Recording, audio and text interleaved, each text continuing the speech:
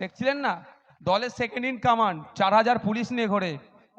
এখনো ঘুরছে 4000 পুলিশ, কম বেশি 4000 পুলিশ নিয়ে ঘোরে। এখন দেখছেন না, মাঝে মধ্যে যেতে যেতে রাস্তা থেকে গাড়ি খুলে নেমে মানুষের কাছে চলে যাচ্ছে। এই তো সবে শুরু, সামনে থেকে গুরু অনেক হবে। হবে, এটা করেছে কারা করেছে? আপনাদের সহযোগিতা নিয়ে আইএসএফ করিয়েছে। আপনাদের সহযোগিতা ছাড়া পারতাম না আমরা। আপনারাই আমাদের শক্তি, যে লড়াই করছি গণতন্ত্র রক্ষার লড়াই, আপনারাই আমাদের শক্তি। আপনারা আমাদেরকে ভরসা করে ভোট দিচ্ছেন, আমরা সেই ভোটের মান সম্মান রাখছি, আপনাদের অধিকারের কথা বলছি। আপনারা পাচ্ছেন না, কৃষক কেন তার ন্যায্য মূল্যে, তার ফসলের ন্যায্য মূল্য পাচ্ছে না তার কথা বলছি। মৎস্যজীবী চাষ করছে, সে তার উপার্জিত অর্থ ঠিকঠাক পাচ্ছে না কেন তার কথা বলছি। একজন ডে লেবার তার মিনিমাম ওয়েজেস কেন পাচ্ছে না তার কথা বলছি। এই মানুষের অধিকারের কথা বলতে গিয়ে আমার বিদ্যুৎ মণ্ডলকে কেন হত্যা করা হলো তার বিচার চাইছি, আমার আনিসকে কেন হত্যা করা হলো তার বিচার চাইছি, আমার উত্তম মার্ডিকে কেন হত্যা করা হলো তার বিচার চাইছি, দেবত্ব সম্পত্তি কেন বিক্রি হয়ে যাচ্ছে তার কথা বলছি। যখন ওয়াকফ সম্পত্তি উদ্ধারের কথা বলছি, তখন উত্তর দিতে পারছে না, তখন আমাদেরকে জেলের মধ্যে রাখছে। এখানে আমরা অনেকজন জেল খাটা আসামি আছে, সাউন্ডভাবে আছে। আমি আপনাদেরকে বলে যাই, আমরা ক্ষমতা দখল আমাদের লক্ষ্য নয়, সমাজ ব্যবস্থা পরিবর্তনটাই আমাদের লক্ষ্য। ভোটের সময় যেরকম আপনারা রাজার মতো থাকেন, আরো 5 বছর যাতে রাজার মতো থাকতে পারে, এই লক্ষ্য নিয়ে আমরা রাজনীতির ময়দানে এসেছি।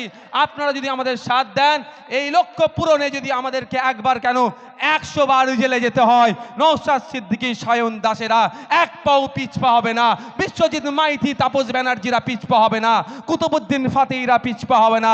100 বার জেল কাটবো, 100 বার জরিমানা দিতে হলে 100 বার জরিমানা দেব। কিন্তু যে সমাজ ব্যবস্থা চলছে, বড় ছোটের কোনো ইজ্জত সম্মান নাই, ছোট বড়কে সেই বড়কে সেই রকম ভাবে দিচ্ছে না, যার মুখে যা আসছে করে যাচ্ছে। আপনি ন্যায় কথা বলার জন্য আপনাকে শাসক দ্বারা আক্রান্ত হতে হচ্ছে।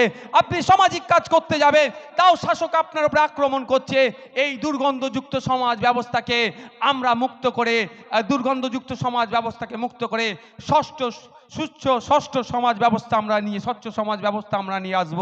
এই সমাজ ব্যবস্থা আনতে গিয়ে যদি একবার কেন 100 বার জেলে যেতে হয়, আমরা 100 বার জেল খাটতে প্রস্তুত আছি।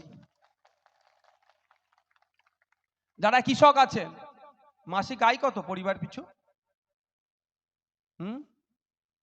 আয় নেই তো, আমি তথ্য দিচ্ছি। আর একটা কথা মনে রাখবেন, আমি যে কথা বলছি একটা শব্দ যদি মিথ্যা বলি কি হবে বুঝতে পেরেছেন তো? আমাকে কোথায় রাখবে? সেন্ট্রাল প্রেসিডেন্সি জেলে রেখেছিল, তার থেকে যদি কোনো বড় জেল থাকে এদের হাতে, সেই জেলের মধ্যে ভরে রাখবে। আর এদের হাতে যদি পুরো ক্ষমতা থাকে, ও যতদিন ইচ্ছে এরা জেলের মধ্যে ভরে রাখবে। রাগ কোথায়? আমাদেরকে অন্যায়ভাবে জেলের মধ্যে রেখেছিল। জজ, কলকাতা হাইকোর্টের মহামান্য 2 বিচারপতি এমন তাড়া দিয়েছে, আইনের তাড়া খেয়ে আমাদেরকে জামিন দিয়ে দিয়েছে, আমাকে আটকে রাখতে পারেনি। সেই জন্য এই জজেদের উপর এদের এত রাগ। এরাও জানে পুলিশগুলোকে, এসপিগুলোকে যেমন জেলা প্রেসিডেন্ট করে ফেলেছি, অনেকে, সব নয়, অনেক এসপিকে জেলা প্রেসিডেন্ট করে ফেলেছি, জজগুলোকেও রাজ্য কমিটির সদস্য ভাবছে ওরা করতে চায়। ওরা চায় যে হাইকোর্টের জজগুলো আছে সব ওদের পার্টির রাজ্য কমিটির সদস্য যেন হয়ে যাক। মানে বুঝতে পারছি, ওই জন্য জজেদের যোগ্যতা আছে, সেই জায়গায় যে বসেছে, তাদের হাতে সর্বোচ্চ ক্ষমতা আছে, তারা ন্যায় প্রতিষ্ঠার জন্য জায়গায় বসেছে। তারা কেন দলদাসে পরিণত হবে? তারা কেন মোটিভেটেড হবে? তাদের কাছ থেকে তো আমরা কোনোদিনই আশা করি না। তাদের কাছ থেকে আমরা নিরপেক্ষতা ন্যায় আশা করি। সুতরাং তারা নিরপেক্ষতা ন্যায় যখন দিতে চাইছে, পার্টির রাজ্য কমিটির মেম্বার যখন হচ্ছে না এরা, তখন কি করছে? এদেরকে অন্যায়ভাবে ডিস্টার্ব করছে। তবে যারা অন্যায়ভাবে ডিস্টার্ব করছে তাদেরকে আমরা সমূলে গণতান্ত্রিক প্রক্রিয়াতে আগামী 2024 সালে ভোটের মাধ্যমে বাংলা থেকে তাদেরকে নীল করে দেব। আগামী 2024 নির্বাচনে আমরা দেগঙ্গা তথা বসিরহাটে, আমরা দেগঙ্গা তথা বারাসাত লোকসভাতে আমরা প্রার্থী দেব। ভোটের সময় অনেক অনৈতিক কাজ করেছে। পঞ্চায়েত ভোটে পুলিশকে দিয়ে কি করেছে এরা? ভোট লুট করেছে, প্রশাসনকে দিয়ে ভোট লুট করিয়েছে। লোকসভা ভোটে যে ভোটগুলোতে আমরা জিতেছি সেটা তো জিতবই, আরো বেশি মার্জিনে জিতবো। এবং যেখানে আমাদের ভোটগুলোকে হারিয়েছে, বুথগুলোকে, গণতন্ত্রকে হত্যা করে যেখানে সবুজ আবির মেখেছে, সেই সমস্ত জায়গাতে টোটাল আবিরকে আমরা ফিকে করে দেবো। বলে দেবো, সংবিধানের 326 ধারায় ভারতীয় নাগরিক 18 বছরের ঊর্ধ্বে ভোটদানের ক্ষমতা রাখে। তোমরা আমাদেরকে ভোট দিতে দেওনি। 2024 এসছে, সুইচগুলো একটু জোরে জোরে টিপে নেবো, দুবারের মিটিয়ে নেব। এই পঞ্চায়েতের শখটা আর এই লোকসভাটা একসাথে একটু জোরে ইভিএম মেশিনে করবো। হবে তো নাকি? একবারই টিপবো একটু জোরে, ঠিক আছে? মাথায় থাকে জানো। সার নিয়ে যে কালোবাজারি চলছে বিধানসভার মধ্যে, আপনাদের জন্য বলেছি। এই শাওন ভাইকে জিজ্ঞাসা করুন না, শাওন ভাইকে ফোন করলাম, শাওন ভাই আমাকে জানালো যেভাবে সার নিয়ে কালোবাজারি হচ্ছে, যেটা প্রয়োজন নয় সেই সারটা কিনতে বলছে। আর এই সময় চাষের জন্য যেটা রাম রহিমের দরকার, রাম রহিম দুজনই মাঠে যায় চাষ করতে, প্রয়োজন হয় তারা তারা কি করছে, পাচ্ছে না। আমি বিধানসভায় মাননীয় কৃষিমন্ত্রীর দৃষ্টি আকর্ষণ করেছি, তাকে বলেছি যে কৃত্রিমভাবে সারের সংকট তৈরি করা হচ্ছে। কিভাবে? যারা ব্যবসায়ী, অসাধু কিছু ব্যবসায়ী আছে, মাল থাকার পরেও তারা বলছে মাল নেই, অল্প মাল আছে, বেশি দামে কিনতে হবে। এটা অন্যায়ের বিরুদ্ধে আমাদেরকে সোচ্চার হতে হবে। এরা বিধানসভায় বলছে পশ্চিমবাংলার 70% মানুষ কৃষিকাজের সাথে যুক্ত, কিন্তু 70% মানুষের জীবন জীবিকা যাতে ঠিক থাকে তার কোনো পলিসি নেয়নি। আমি আপনাদের তথ্য দিয়ে বলছি, পশ্চিমবাংলায় চাষযোগ্য জমি কত বিঘা আছে আপনারা জানেন? কৃষক বন্ধুরা একটু জেনে রাখুন, 80 লক্ষ হেক্টর জমি আছে। 80 লক্ষ হেক্টর জমি কৃষিকাজের জন্য ব্যবহার হয়। আর মেঘালয়ে কত আছে জানেন? মাত্র 313 হেক্টর। মাত্র 313 হেক্টর জমি মেঘালয়ে আছে, সেখানে কৃষিকাজের জন্য ব্যবহার হয়। আমাদের পশ্চিমবাংলাতে 80 লক্ষ হেক্টর। আমাদের পশ্চিমবাংলার কৃষকদের পরিবার পিছু মাসিক গড় আয় কত জানেন? 2000। আমি এই কদিন আগে মন্ত্রীকে প্রশ্ন করেছিলাম, আর উত্তর তিনি দেননি আমাকে। ওটা না দিয়ে অন্য জায়গায় চলে অন্য উত্তর দিলেন। ওই উত্তর আমাকে দেয়নি মন্ত্রী বিধানসভার মধ্যে। আমি বলেছিলাম 2023-এর নিরিখে পশ্চিমবাংলার একটা কৃষক পরিবার মাসে কত টাকা ইনকাম করে, সে তথ্য তো ওদের কাছে থাকাটা স্বাভাবিক, দেয়নি। আমি 2000 সালের দিকের বলছি, 2001-2-এর হবে তো। কেন্দ্র সরকারের একটা ডেটা আমি নেট থেকে সার্চ করে বার করলাম, কারণ আমি তো পার্লামেন্টে যাইনি। পার্লামেন্টে আমাদের এখান থেকে আপনারা পাঠালে তারা যে আমরা যেমন বিধানসভায় প্রশ্ন করছি, পার্লামেন্টেও তারা প্রশ্ন করবে। এরকম লোককে পাঠান যে সেলফি তুলবে, টিকটক ভিডিও করবে পার্লামেন্টে, এরকম লোককে পাঠিয়ে লাভ হবে না। যে কৃষক বিল যখন পাস হচ্ছিল তখন পেছনের দরজা দিয়ে চলে যাচ্ছিল, কৃষকদের হয়ে পার্লামেন্টে কথা বলেনি যারা, তাদেরকে নতুন করে পাঠাবার আর প্রয়োজন নয়। আমরা পার্লামেন্টে পাঠাবো যারা কৃষকদের হয়ে কথা বলবে, যারা শ্রমজীবী মানুষের হয়ে কথা বলবে, যারা ভারতীয় নাগরিকের হয়ে কথা বলবে, দেশ কিভাবে এগিয়ে যাবে, রাজ্যের নাগরিক দেশের নাগরিক কিভাবে উন্নততর হবে তার হয়ে কথা বলবে, তাদেরকে আমরা পাঠাবো পার্লামেন্টে। আমি প্রশ্ন করেছি, উত্তর দেয়নি। তো পার্লামেন্ট, আমি নেটে সার্চ করে দেখলাম, পার্লামেন্টের ডেটা নিলাম ভারত সরকারে, পশ্চিমবাংলার কৃষকদের মাস গেলে মাত্র পরিবার পিছু 7,000-এর নিচে ইনকাম, 7,000, বিলো 7,000, মাত্র 7,000-এর নিচে আমাদের ইনকাম মাস গেলে কৃষক পরিবার পিছু। তারপরে একটু সার্চ করতে ইচ্ছা গেল, তাহলে সর্বোচ্চ ইনকাম কাদের আছে একটু দেখি তো। তারাও কি সব 6,500-7,000-এর আশপাশে নাকি? ওরে বাবা, সার্চ করে দেখলাম, ডেটা দেখলাম, মাথা আমার খারাপ হয়ে গেল। মাত্র 313 হেক্টর জমি আছে মেঘালয়ের রাজ্যে। একটা রাজ্যে মাত্র 313 হেক্টর জমি, সেখানে এমনভাবে চাষবাস করে, বিজ্ঞানসম্মতভাবে চাষ করে, চাষের যন্ত্রপাতি থেকে শুরু করে ইকুইপমেন্ট যেগুলো আপনারা ফ্রিতে পাওয়ার দরকার সেগুলো ঝেড়ে দেয়। সুতরাং এগুলো আপনাদের কিনতে হচ্ছে, আপনাদের টাকাটা ব্যয় হয়ে যাচ্ছে। তো ওখানে দেখলাম 29,000 সামথিং টাকা মাস গেলে ইনকাম করে। ভাবতে পেরেছেন? একটা টিচারের মতো মাইনে পায়। আজানের পরে 2-3 মিনিট বক্তব্য দিয়ে শেষ করে দেবো।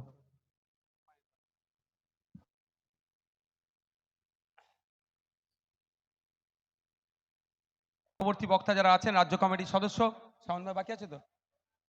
রাজ্য কমিটির সদস্য আছেন সায়ন দাস, এবং আপনার কুতুবুদ্দিন ফাতি, মুসা কারিমুল্লাহ আছেন, এবং ক্লাবের যারা দায়িত্বশীলেরা আছেন গুরুত্বপূর্ণ বক্তব্য দেবেন। আপনারা শুনবেন, আপনার কাছে অনুরোধ করব আপনারা শুনবেন। আর আমি যখন যাব আমার সাথে কারো যাওয়ার প্রয়োজন নেই, গাড়ি নিয়ে এমনি লেট হয়ে গেছে, আগে পিছনে গেলে আমার গাড়ির বঞ্চ অনেক ধীর গতিতে যেতে হবে, যদি আমি খুব জোরে গাড়ি চালাতে দিই না। তারপর আমার সাথে কারো যাওয়ার প্রয়োজন নেই, আমি আপনাদের অনুরোধ করছি কেউ আমার সাথে যাবেন না। যেটা বলছিলাম, আমাদের পশ্চিমবাংলার কৃষকের যেখানে মাস গেলে 7,000-এর নিচে ইনকাম, সেখানে মেঘালয়ের কৃষকদের মাস গেলে কত ইনকাম? 29,000-এর ওপরে। ভাবতে পেরেছেন? তারাও কৃষক, আমরাও কৃষক, কিন্তু আমাদের কৃষকদেরকে সেই ইকুইপমেন্টগুলো আমাদের দেওয়া হয় না। আমি কৃষকদের 2-1টা অধিকারের কথা বলবো। বিনামূল্যে অনেক সময় কৃষি যন্ত্রপাতি পাওয়া যায়, সাবসিডিতে অনেক কৃষি যন্ত্রপাতি পাওয়া যায়। ট্র্যাক্টর লাগে না চাষ করতে গেলে, ওই ট্র্যাক্টর অনেক 30% ডিসকাউন্টে, 40% ডিসকাউন্টে পাওয়া যায়। ট্র্যাক্টর তো দূরের কথা, স্প্রে করা মেশিন আপনারা জানেন তো, ওটা ব্লক থেকে কিনলে ঠিক সময় অ্যাপ্লিকেশন করলে ফ্রিতেও পাওয়া যায়, অনেক সময় সাবসিডিতে পাওয়া যায়। আমি সাবসিডির কথা ধরছি, 4,000 টাকা দাম একটা স্প্রে মেশিন, ইলেকট্রিক স্প্রে মেশিনের, সেটা যদি 40% ডিসকাউন্ট হয় তাহলে 1,600 টাকা সাশ্রয় হবে, 1,600 টাকা বেঁচে যাবে। সেগুলো সব লুট হয়ে যাচ্ছে, আপনারা সজাগ থাকবেন। আর একটা কথা, কৃষক পেনশন পাওয়া যায়, 60 বছরের ঊর্ধ্বে কোনো কৃষকের বয়স হয়ে গেলে সে সে মাসিক একটা পেনশন পায়। আপনারা নিশ্চিতভাবে অনেকে পান না, আপনাদের বলবো অ্যাপ্লিকেশন করবেন, আপনারা পাবেন। দ্বিতীয় কথা, 60 বছরের নিচে যদি কোনো কৃষক মারা যায়, তার পরিবার এককালীন 2 লক্ষ টাকা ক্ষতিপূরণ পায়। ফার্মার্স ডেথ বেনিফিট কতজন পেয়েছে আপনাদের এলাকায়? দেখবেন খোঁজ নিয়ে 60 বছরের নিচে অনেক কৃষকও মারা গেছে। এগুলো আমাদের অধিকার, এগুলো আমরা পাই না। শেষ দুটো কথা বলে চলে যাব। আইএসএফের পর ওই জন্যই রাগ, আইএসএফ মানুষকে এসে অধিকারের কথা বলে দেয়। দেখেন এমন ঘটনা ঘটে, সাপে কামড়ে মারা যায়, বাজ পড়েও মারা যায়। আপনার আমার যেখানে মৃত্যু লেখা আছে হবেই, কিন্তু এই ঘটনা ঘটে তো ভাই। তো সাপে কামড়ে মারা গেলে সরকারের ক্ষতিপূরণ পায়। এই মনে জীবনের প্রথম শুনলেন আপনারা, তাই না? কারা বেশি মরে? যারা মাঠে ঘাটে আমরা কাজ করি, যারা ডে লেবার, যারা পরিষ্কার পরিচ্ছন্ন করি, হ্যান করি ত্যান করি, যারা মাঠে কাজ করি, মাছ টাছ ধরাধরি করি, এরাই তো বেশি আমরা সাপে কাটে মারা যায়। এককালীন সম্ভবত 2 লক্ষ টাকা ক্ষতিপূরণ পাওয়া যায় সরকারের পক্ষ থেকে। ওগুলো দেয় না, কি হয়, লুট হয়ে যায়। তা আপনাদের বলবো আপনারা সজাগ থাকবেন, সতর্ক থাকবেন। বাজ পড়ে মারা যায় গ্রামে গঞ্জে বেশি, শহরের মানুষের এরকম শোনা যায় না। বাজ পড়ে মারা গেলেও সরকারি ক্ষতিপূরণ পাওয়া যায়, লক্ষাধিক টাকা ক্ষতিপূরণ হিসেবে পাওয়া যায়। সেটা আমাদেরকে দেয়া হয়, দেওয়া তো দূরের কথা, আমাদেরকে জানাই না। তাই আপনাদের বলবো আগামী দিনে আইএসএফের হাতকে শক্তিশালী করুন। এই অধিকারগুলো শুধুমাত্র স্টেজে নয়, আপনাদের দ্বারে আপনাদের যে কোনো অধিকার, ছাত্র যুব শুরু করে মহিলা পুরুষ নির্বিশেষে মানুষের যেটা অধিকার সেটা আমরা সুনিশ্চিত করে দেবো। যারা এসটি সমাজের মানুষ, এসসি সমাজের মানুষ, দলিত মানুষ, আদিবাসী মানুষেরা, হতাশার কোনো জায়গা নাই, অধিকার আপনাকে দেওয়া আছে। 1989 প্রিভেনশন অফ অ্যাট্রোসিটিজ, ST/SC অ্যাট্রোসিটিজ অ্যাক্টে বলা আছে, কোনো সময় যদি আমার দলিত আদিবাসীর কোনো সময় আইনের প্রয়োজন হয়, সরকার তাকে বিনামূল্যে অ্যাডভোকেট দিতে হবে। দুঃখের বিষয়, আজও পর্যন্ত আমার কোনো ST/SC ভাইকে আমার মানে এই এলাকার কেউ ও কথা বলেনি বা আইন লয়ারও দিইনি। তাই আমি ST/SC ভাইদেরকে বলবো আইন সম্পর্কে সচেতন হন। আমাদের প্রত্যেকের সন্তানগুলোকে আমরা উচ্চশিক্ষায় শিক্ষিত করি। আমরা আইন সম্পর্কে জানতে পারলেই আমরা অধিকার আমরা ফিরে পাবো। ধন্যবাদ, ভালো থাকবেন, সুস্থ থাকবেন। আগামী সময়ে দেখা হবে, আসবো আপনাদের কোনো প্রোগ্রামে ডাকলে অবশ্যই আসবো, তখন আরও বিস্তারিত আলোচনা করব। আমার পরে এখান থেকে বক্তব্য দেবেন আমাদের রাজ্য কমিটির একাধিক মেম্বার যারা আছেন, তারা বক্তব্য দেবেন মানুষের অধিকার নিয়ে। আর 100 দিনের কাজে নিয়ে দুর্নীতি হয়েছে আপনারা জানেন তো? 100 দিনের কাজের অধিকার নিয়ে আপনারা শুনতে চান কি? যদি শুনতে চান একটু অপেক্ষা করুন। আমাদের সায়ন দাস আছে ভাই, 100 দিনের কাজ নিয়ে তারা অনেক স্টাডি করেছে, অনেক পড়াশোনা করেছে, অনেক কাজও করেছে। আপনাদের একটু জানা দরকার 100 দিনের কাজ নিয়ে যেভাবে দুর্নীতি হচ্ছে।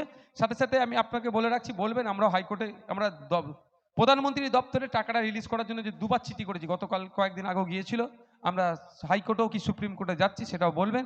সকলে ভালো থাকবেন, সুস্থ থাকবেন, আবার দেখা হবে। শেষ কথা, 21শে জানুয়ারি কলকাতা রাজপথে যাওয়ার জন্য কারা প্রস্তুত আছে একটু হাত তুলুন তো। মানুষের অধিকার সুনিশ্চিত করার জন্য কোনো লেসার এভিল, গেটার এভিলের কোনো কাজ হবে না।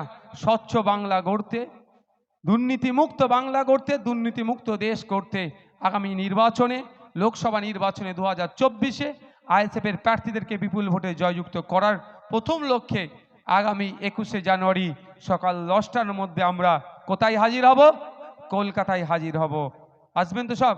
কলকাতা চলুন স্লোগানে আগামী 21শে জানুয়ারি আপনাদের সাথে কলকাতা রাজপথে আবার দেখা হচ্ছে।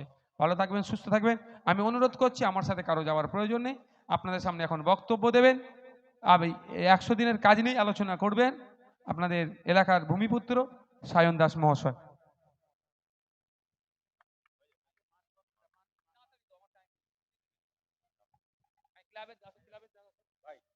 অসংখ্য ধন্যবাদ জানাই আমাদের ছোট ভাইজানকে। ছোট ভাইজানের হাতে একটা মানপত্র তুলে দেবো আমাদের সংঘের পক্ষ থেকে কাজী গোলাম রহমান ও কুতুবুদ্দিন ফতাই ও বিশিষ্ট সমাজসেবক রফিকুল ইসলাম সবাই উপস্থিত আছেন আমাদের মাঝখানে।